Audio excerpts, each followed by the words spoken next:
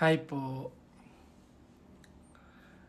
Kanina kasi iniisip ko po yung connection ng foot and mouth disease in animals at saka yung hand, foot and mouth disease sa mga bata ngayon. Kasi po, ang dami kasing cases po ngayon ng hand, foot and mouth disease sa mga bata. Yun, ang sinasabi ng mga scientists po, yung foot-mouth disease animals, yung causative agent na virus ay magkaiba. Iba daw po yung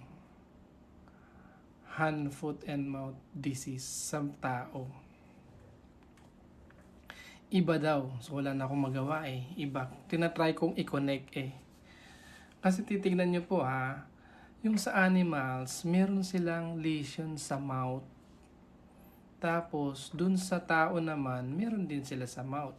Dun sa animals, meron din sila sa feet. Tapos sa tao, meron din sila sa hand, foot, diba, and mouth.